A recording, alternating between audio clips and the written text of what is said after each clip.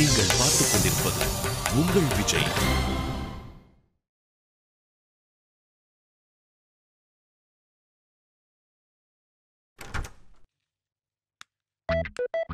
என்னாச்சு? அவங்க இப்போதைக்கு வெளியில வர மாதிரி தெரியல மச்சி. அந்த லைலாவும் மஜ்னுவும் ரொம்ப நேரத்துக்கு முன்னாடி கான்ஃபரன்ஸ் ஹால்குள்ள போனாங்க, இன்னும் மாடி வெளியில வரல. அதான் மச்சி எனக்கும் தெரியல. நீங்க ஒண்ணு கவனிச்சீங்களா? ரெண்டு பேரும் பிடிக்காத மாதிரியே இருப்பாங்க, ஆனா ஒன்னாதான் இருப்பாங்க. கரெக்ட் மச்சி, இப்ப சொன்னியே, இது லட்சத்துல ஒரு வார்த்தை.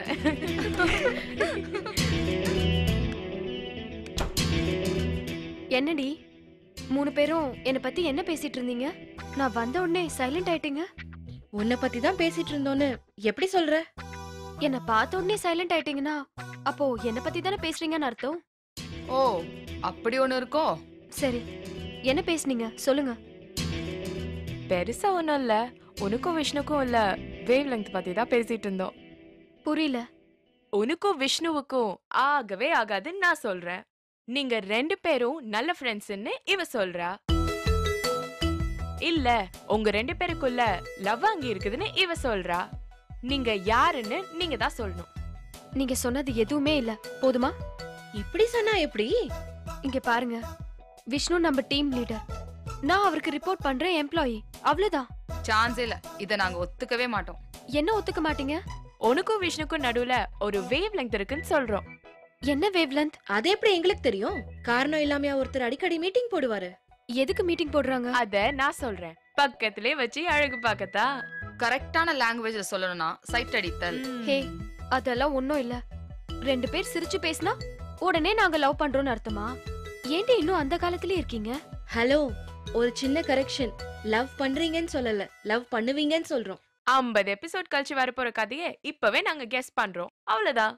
உங்களுக்குலாம் ஒண்ணு தெரியுமா தெரியாதா? நான் இந்த வேலையில செய்யறதுக்கு முன்னாடியே விஷ்ணுவை நேர்ல பார்த்து கல்யாணம் பண்ணிக்க முடியாதுன்னு சொன்னவ, அதாவது ஞாபகம் இருக்கா? அதெல்லாம் ஞாபகம் இருக்கு. பட் நோ சொன்னவங்க கூடி சீக்கிரம் எஸ் சொல்லிப்பீங்கன்னு சொல்றோம். நோ வே, சான்ஸே இல்ல. மச்சி, ஆ? காலையில இருந்து விஷ்ணு இவள எத்தனை தடவை உள்ள கூப்பிட்டுருப்பாரு? சுமார் ஒரு 5 நிமிஷத்துக்கு ஒரு தடவைன்னு வச்சுக்கோயேன். இவ வெளியில வந்து எவ்வளவு நேரம் ஆகுது? அது ஒரு 4 நிமிஷம் இருக்கும் மச்சி. நாங்க சொல்றது கரெக்ட்னா இன்னும் சரியா 60 செகண்ட்ல உனக்கு விஷ்ணு கிட்ட இருந்து கால் வரும். வரலனா? வந்தா லவ் வேவ் லெங்த் இருக்குன்னு அர்த்தம், வரலனா வேவ் லெங்த் இல்லன்னு அர்த்தம். Okay, deal. விஷ்ணு கிட்ட இருந்து ஃபோன் வரக்கூடாது. விஷ்ணு ஃபோன் பண்ணிடாத. வரக்கூடாது. விஷ்ணு ஃபோன் பண்ணாத. பண்ணிடாத.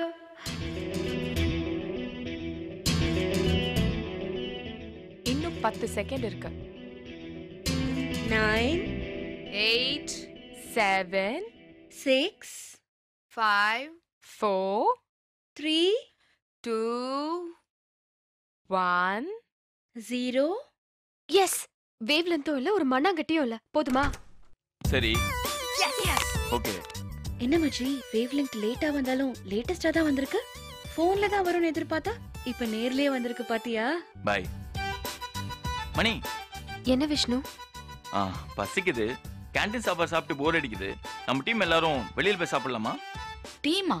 பக்கத்து இலைக்கு பாயசம் மச்சி. என்ன எதுவுமே பேச மாட்டேங்கிறீங்க? அது அது ஒண்ணும் இல்ல விஷ்ணு, நாங்க 3 பேரும் லஞ்ச் கொண்டு வந்திருக்கோம். மணி தான் கேண்டீன்ல போய் சாப்பிடணும். ஓ மணி, அப்ப வாங்க நாம மட்டும் போய் சாப்பிட்டு வருவோம்.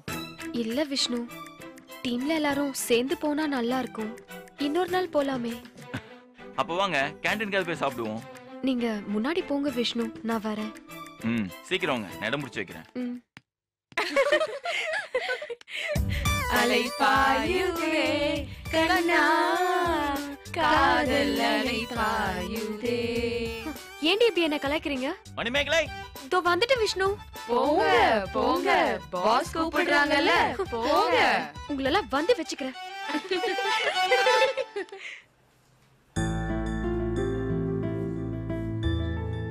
என்னாச்சு தெரியல. ஃபோன் பண்ணி முக்கியமான விஷயம் வான்னு சொன்னான். என்கிட்டயும் அதுதான் சொன்னான். புதுசா என்ன பிரச்சனை தெரியலையே, அதான் நானும் யோசிக்கிறேன். அது எப்படி? ஒவ்வொரு வாட்டியும் இவளே மாட்றா? ஏன்னா டீம்ல நான் மட்டும் தானே இழிச்சவாய். ஏய், நான் ஒண்ணு தப்பா சொல்லப்பா. பண்ணாத தப்புக்கு பாஸ் கிட்ட மாட்டிக்கிட்டு படாத பாடுபடுறியே, அதான் சொன்னேன். இனிமே பிரச்சனை வராது. என்னடி பாஸ பார்த்து பேசிட்டியா? நான் எதுக்கு அந்த ஆளை பார்த்து பேசணும்? அப்புறம் நாளையில இருந்து நான் அவருக்கு பயப்பட மாட்டேன். ஏன் அப்படி? ஏன்னா அவரால நாளையில இருந்து என்னை வேலையை விட்டு தூக்க முடியாது. அதான் எப்படின்னு கேக்குறேன். ஏன்னா நான் இன்னைக்கே வேலையை விட போறேன். நான் வேலையை விட போறேன்னு சொல்றேன். நீங்க என்னமோ சர்தார் ஜோக் கேட்ட மாதிரி சிரிச்சிட்டு இருக்கீங்க. சர்தார்ஜி காமெடி விட இதான் செம்ம காமெடி. இது வரைக்கும் வேலை விட்டு போறேன்னு நீ 100 தடவை சொல்லியிருப்ப. இல்ல, இந்த தடவை நிஜமாவே போறேன். இப்ப என்னாச்சு? என்ன ஆச்சா? நேத்து என்ன அந்த ஆள் திட்டினத எல்லாருமே பார்த்துட்டு தானே இருந்தீங்க. அவ்ளோ திட்டு வாங்கினதுக்கு அப்புறம் மானமுள்ள எவ்வளவு அவர்கிட்ட வேலை செய்வாளா? கஷ்டம்தான். நீ வேற சும்மா அவளை ஏத்தி விடாத. இங்க பாரு மாதவி, சார் ஏதோ கோவத்தை திட்டிருப்பாரு, நீ அதை சீரியஸா எடுத்துக்காத. அது எப்படி சீரியஸா எடுத்துக்காம இருக்க முடியும்? இல்ல, கோவப்படுறவங்களுக்கு பொதுவா நல்ல மனசு இருக்கும்னு சொல்வாங்க. கோவப்படுறவங்களுக்கு பொதுவா பிபி இருக்குன்னு தான் நான் கேள்விப்பட்டிருக்கேன். என்ன காமெடியா? நீ சொல்றதுதான் காமெடியா இருக்கு. நல்ல மனசுக்கும் கோவத்துக்கும் சுத்தமா சம்பந்தமே இல்ல. அது இல்ல மாதவி, நீ வாங்கியிருந்தா வலி என்னன்னு உனக்கு தெரிஞ்சிருக்கும். ஆடியன்ஸா உட்காந்து பார்த்தவ தானே நீ, உனக்கு எப்படி அதெல்லாம் புரியும்? அப்போ முடிவு பண்ணிட்ட? எஸ். அவசரப்படாத மாதவி, கொஞ்சம் யோசிச்சு அப்புறமா முடிவெடு. இந்த மாதவி ஒரு தடவை முடிவு பண்ணிட்டா அப்புறமா அவ பேச்ச அவளே கேட்க மாட்டா. எப்ப அந்த ஆளு நான் செய்யாத தப்புக்கு என்ன திட்டினாரோ அப்பவே முடிவு பண்ணிட்டேன், இனிமே இங்க வேலை செய்யக்கூடாதுன்னு. அப்ப போற? யா. ஏய், ஒரே அடியா இப்படி சொன்னா எப்படி? நாமெல்லாம் ஒரே டீம்ல இருந்து ஒன்னா கலக்க போறேன்னு ஆசையா இருந்த நீ என்னடானா வேலையை விட்டு போறேன்னு சொல்ற. எனக்கும் கஷ்டமா தான் இருக்கு. என்ன பண்றது? எனக்கு அவ்வளவுதான் கொடுத்து வச்சிருக்கு.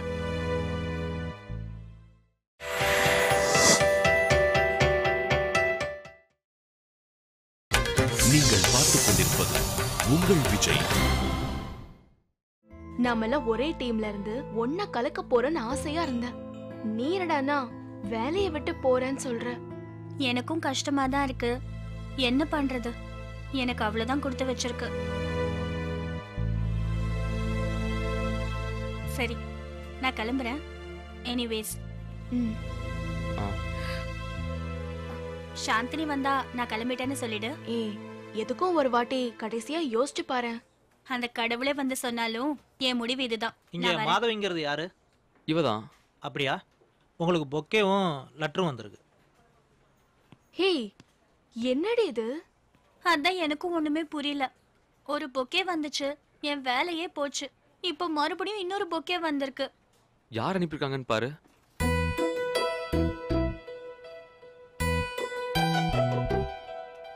சாரி கார்டு வந்திருக்கு.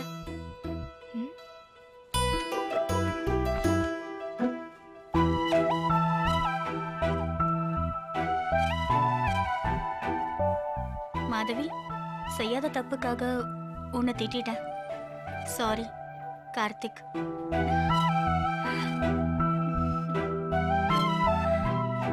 ஏய், என்ன நீயா சிரிச்சுக்கிற? என்னாச்சு?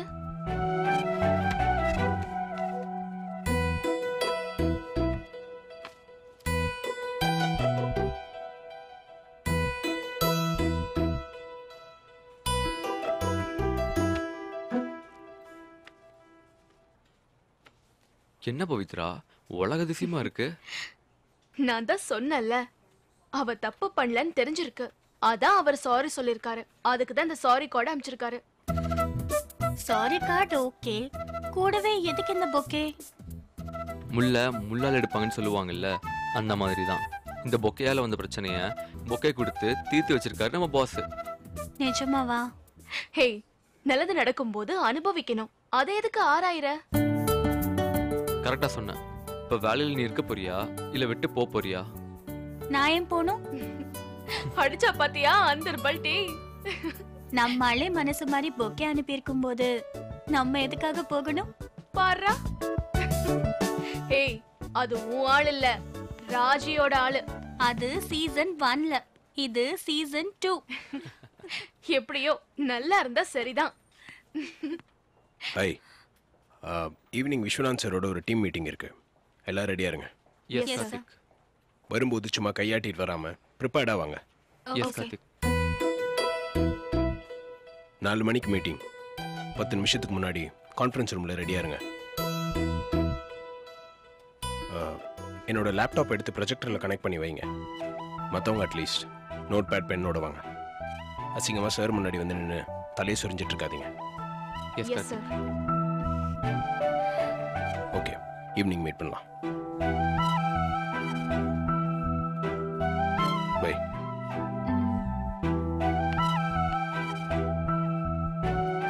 ஹே, என்னடி நடக்குதுங்க? நிஜமாவே பொக்கே அனுப்புறது நம்ம ஆள் தானா? கொஞ்சம் கூட ரியாக்ஷனே இல்லையேடி.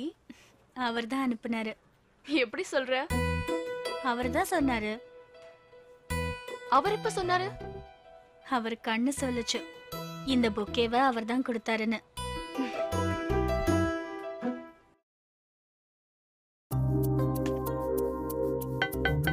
எஸ்.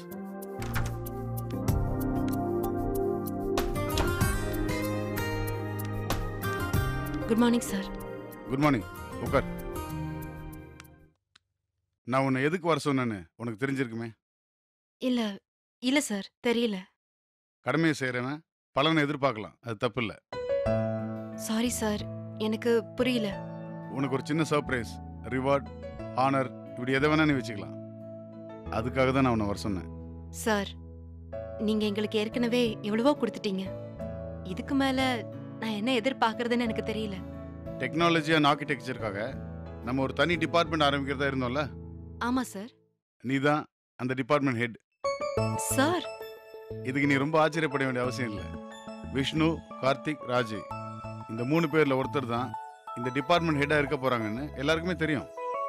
அதுல உனக்கு தான் பிரைட் சான்ஸ் இருக்கு, அதுவும் எல்லாருக்கும் தெரியும். Thank you sir. உன்னை ஏன் நான் இந்த போஸ்ட்டுக்கு செலக்ட் பண்றேன்ற கொஸ்டின் உனக்கு வரல? கண்டிப்பா தோணுது சார். என்ன நீங்க செலக்ட் பண்ணிருக்கிறதே பெரிய ஆனர் சார். அது ஏன்னு நீங்க உங்க வாயால சொன்னீங்கன்னா எனக்கு ரொம்ப சந்தோஷமா இருக்கும். அதாவது என்ன கொஞ்சம் பாராட்டுங்க சார்னு கேட்காம கேட்குற இல்ல? கொஞ்சம் அப்படிதான் சார். எனக்கு கீழே வேலை செஞ்ச எத்தனையோ பேரோட வளர்ச்சியை பார்த்து நான் பெருமைப்பட்டிருக்கேன், சந்தோஷப்பட்டிருக்கேன்.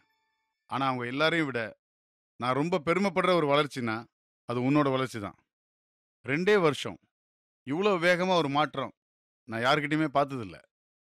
2 வருஷத்துக்கு முன்னாடி ஒரு மெயில் அனுப்புறதுக்கு யோசிச்சுக்கிட்டு, இங்கிலீஷில் பேசுறதுக்கு யோசிச்சுக்கிட்டு என்னை பார்க்க வர்றதுனாலே ஒரு பதட்டமும் பயமுமா என் ரூமுக்குள்ளே வந்து சீட் நுனியில் உட்கார ராஜியை நான் இப்போ யோசிச்சு பார்க்குறேன். இன்னைக்கு தைரியமாக நம்பிக்கையோட என்ன சேலஞ்சாக இருந்தாலும் சந்தோஷமாக ஏற்றுக்கிட்டு கான்ஃபிடெண்ட்டாக என் முன்னாடி உட்காந்துருக்கிற ராஜியை நான் இப்போ பார்க்குறேன். எவ்வளோ வித்தியாசம் இந்த 2 ராஜிக்கு நடுவில். இந்த மாற்றத்துக்கு முழுக்க முழுக்க உன்னோட ஹார்ட் ஒர்க்கும் எஃபோர்ட்டும் தான் காரணம். I am really happy for you. Thank you sir. நான் நிஜமாவே இதுக்கு உங்களுக்கு தான் சார் நன்றி சொல்லணும். நீங்க இல்லைனா இதெல்லாம் இல்லை சார். கண்டிப்பாக கிடையாது. இதில் நான் பண்ணுறதுக்கெல்லாம் எதுவுமே இல்லை. என் மூலமாக இது நடந்துச்சு, அவ்வளோதான். எல்லா விதைகளையும் விவசாயி ஒரே மாதிரி தான் விதைக்கிறான். ஆனால் அதில் ஏதோ ஒன்று தான் மரமாக வளர்ந்து பல வருஷங்களை தாண்டி பலன் தருது. அது இல்லை சார். நன்றி ஒரு போதும். நான் உன்னை ஏன் செலக்ட் பண்ணேங்கிறதுக்கான காரணத்தை சொல்கிறேன். இந்த டிபார்ட்மெண்ட்டை பொறுத்த வரைக்கும் டார்கெட் கோல்னு இப்படி யாரும் உனக்காக செலக்ட் பண்ண மாட்டாங்க. உனக்கு நீயே ஒரு டார்கெட்டை செட் பண்ணிக்கிட்டு உன்னை நீயே செல்ஃப் மோட்டிவேட் பண்ணிக்கிட்டு உன்னோட கோல்ஸை நீயே தான் அச்சீவ் பண்ணிக்கணும். அந்த குவாலிட்டி உங்ககிட்ட நிறைய இருக்கு.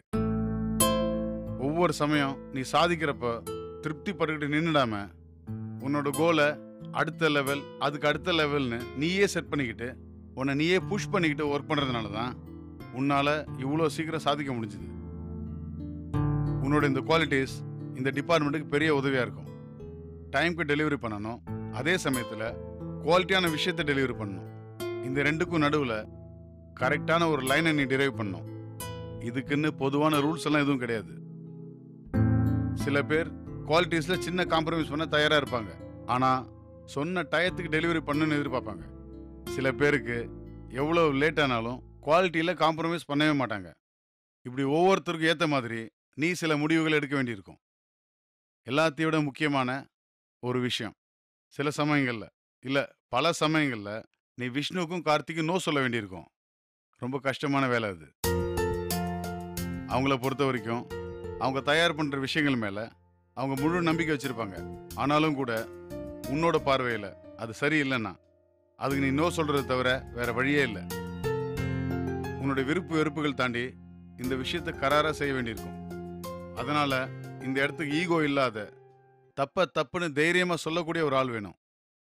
அதே மாதிரி ஒரு சரியான விஷயத்த அதை தர்றவங்களை பிடிக்கலைங்கிறதுக்காக அதை ரிஜெக்ட் பண்ணாமல் இருக்கிற மெச்சூரிட்டியும் வேணும்.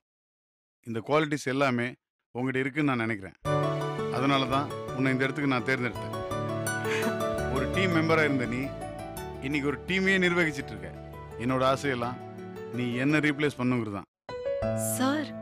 எஸ், கார்த்திக், விஷ்ணு, ராஜி இந்த 3 பேரில் யார் ஜெயிச்சாலும் எனக்கு சந்தோஷம்தான். ஏன்னா நீங்கள் 3 பேருமே என்னுடைய ப்ராடக்ட். உங்கள் 3 பேருக்குள்ளேயும் நான் என்னோட ஏதோ ஒரு குவாலிட்டிஸை பார்க்குறேன். ஆனால் அந்த 3 பேரில் நீ ஜெயிச்சேன்னா எனக்கு ரொம்ப சந்தோஷம். பெண்கள் ஜெயிக்கணும், அதுவும் உன்ன மாதிரி ஒரு சின்ன கிராமத்துலேருந்து வரக்கூடிய ஒரு பெண் இந்த மாதிரியான ஒரு மாடர்ன் இண்டஸ்ட்ரியில் ஜெயிக்கிறது எனக்கு ரொம்ப சந்தோஷம். உன்ன மாதிரி பல பேருக்கு அது மோட்டிவேஷனாக இருக்கும். உன் டீமில் இருக்கிற மதுசூதனை நீ தேடி போய் வேலைக்கு கூப்பிட்டு வந்தேன்னு சொன்னாங்க. எனக்கு உண்மையிலே ரொம்ப சந்தோஷமாக இருந்துச்சு. அது எல்லாமே நாங்கள் உங்ககிட்ட இருந்து கற்றுக்கிட்டது தான் சார். நான் தப்பு பண்ணப்ப என்னை துரத்தி விடாம எது தப்புன்னு நீங்கள் கற்றுக் கொடுத்தீங்க, அதே தான் சார் நான் மதுவுக்கு பண்ணேன். எல்லாரும் என்னை நல்லா புகழ்றதுக்கு கற்று வச்சிருக்கீங்க. சான்ஸ் கிடைச்சா என்னை புகழ்ந்து தள்ளிடுறீங்க. நான் எம்பாரஸ் ஆகிற அளவுக்கு என்னை புகழ்றீங்க. All the best Raji. இப்போவும் நீ சீனியர் மேனேஜர் தான், உனக்கு அதே சம்பளம் தான். ஆனாலும் ஒரு டிபார்ட்மெண்ட்டை நீ ஹெட் பண்ணுற. புரியுது sir. All the best. Thank you sir. You can go. Yes sir.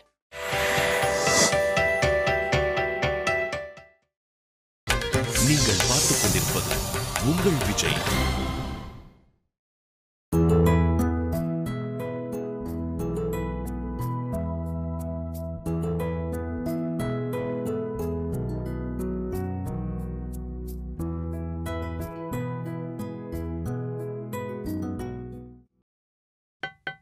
S. Hi Raji. ஐயோ, என்ன விஷ்ணு இதெல்லாம்? Raji, I am really proud of you. Hey, நீங்களுமா? ராஜி, எதுக்கு இவ்வளவு அடக்கம்? இதுல என்ன இருக்கு விஷ்ணு? உங்க சின்சியரான உழைப்பு கிடைச்ச வெற்றி இது. நாங்களும் தான் வேலை செய்யறோம். இருந்தாலும் சார் உங்களுக்கு தானே இந்த பதவியை கொடுத்திருக்காரு. மணி, பூச்செண்டை கொடு. மணியா? மணி மேகலை பாஸ் செல்லமா மணின்னு கூப்பிடுவாரு. மணி, பாத்து உங்க பாஸ் கிட்ட உஷாராவே இருங்க. ஏற்கனவே எதுவும் உஷாராக மாட்டேங்குதுன்னு இருக்கேன். இல்ல தனியா வேற அட்வைஸ் பண்றீங்களா? பெரிய காதல் மன்னன். தெரியும். யார் சொன்னாங்க? அவரே தான் சொன்னாரு. அப்படியா விஷ்ணு? ஆமா ராஜி, நான் எப்பவுமே சொல்றதான் செய்வேன், செய்யறதான் சொல்வேன். சிரிக்கிறதெல்லாம் இருக்கட்டும் ராஜி, உங்களை நினைச்சால எனக்கு பெருமையா இருக்கு. தனி டிபார்ட்மெண்ட், அதுக்கு நீங்க ஹெட். இதுல என்ன இருக்கு விஷ்ணு? நான் சரியா யோசிக்கிறேன்னா இல்லையால எனக்கு தெரியாது. ஆனா இது சார் எடுத்த முடிவு, அதனால தான் சொல்றேன். சார் ஒரு முடிவு எடுத்தா அதுல கண்டிப்பா ஒரு அர்த்தம் இருக்கும். இப்போ எனக்கு பெருசா தெரியல, ஆனா சார் சொன்னா அதுல விஷயம் இருக்கதான் செய்யும். ஈவினிங் மொத்த ஆஃபீஸும் கூப்பிட்டு சார் இதை அனௌன்ஸ் பண்ண போறதா சொன்னாங்க. நிஜமாவா? ஆமா ராஜி. சோ மணி, ஓகே, வாழ்த்துக்கள். Thank you so Raji, much. மேலும் மேலும் வளரணும். Congrats.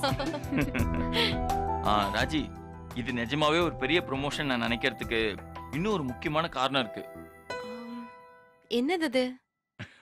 வரும்போது வெளியில பார்த்தேன், சண்டைக்கோழி கார்த்தி பொக்கையோட வெயிட் பண்ணிட்டு இருக்கான். நிஜமாவா?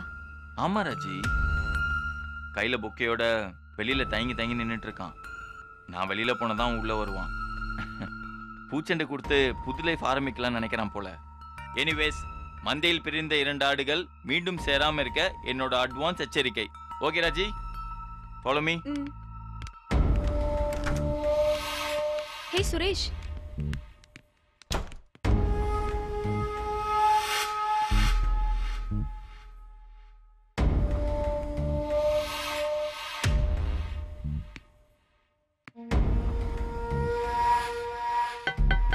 எஸ்.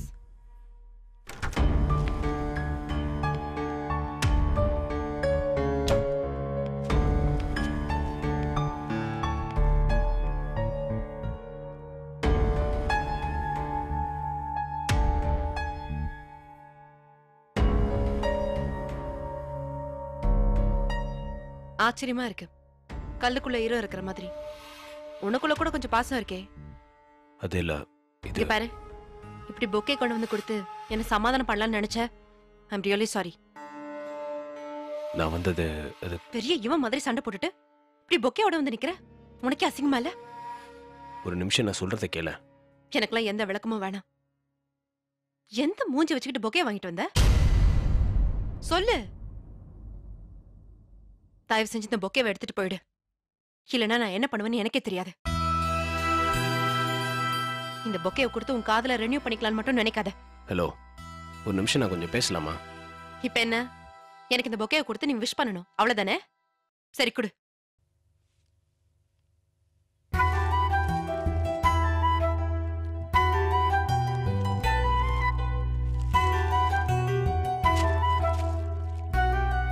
என்ன? உனக்கு வந்த பொக்கையே அவனை தெரியாம என் ரூம்ல வச்சுட்டான். அதை கொடுத்துட்டு போலாம் தான் வந்தேன். வேற எதுக்காகவும் வரல.